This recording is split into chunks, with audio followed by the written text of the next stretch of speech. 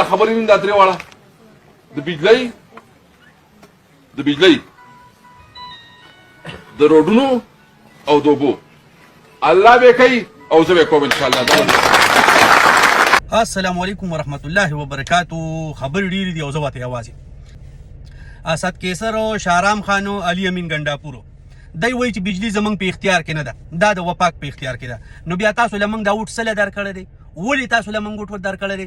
په نورو صوبو کې د نورو خلکو حکومتونه دي، په پښتونخوا کې بیا تاسو لمنګ حکومت درکو، موږ د لخه په نه ربانه وټ درکړی دی. د دې مسافرونو وروره د کوم ملکونو نه خلک د وټونو پرز درغلي دي، د وټونو نه ورځ مخکې درغلي دي. تاسو د یو وټ لپاره چې موږ زو موږ پی ټی آی کامیابو، د عمران خان کارکونان کامیابو وي به توره کوي.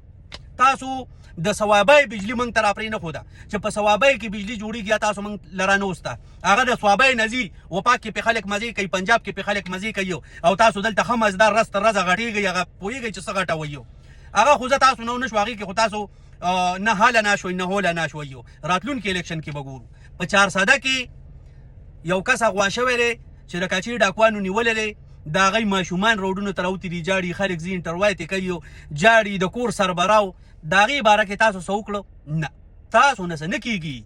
تاسو په دې خبرو تاسو ځانو شرماو د الیکشن نه مخکې باسط کې سره تاوي چې بجلی او روډونه دا به خدای کوي او زه به کومه. نو خدای خو هغه خو زما خیال لیاست کې سر بدل شوی دی.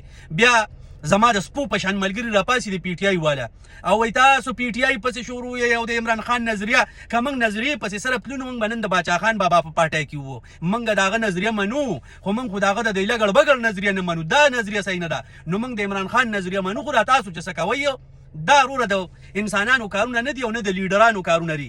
شارام خان د صوابای لیډر دی نو میش اسد کیسر د صوابای لیډر دی. نو چې تاسو زمنګ لیډران یې تاسو موږ له یو بجلی کادرې نه چیرې چې زمنګ خپل بجلی ده ذاتی زما پزماکه باندې جوړه ده. نو تاسو نه به موږ نور څه امید وکړو. خو زموږ ان شاء الله الیکشن را روان دی او مکه وای کني قسم ده دا پیره برابند نېشنل پارټای دا حکومت راولي په صوابای کې او دا ټول پښتونخوا برته ورکو غوري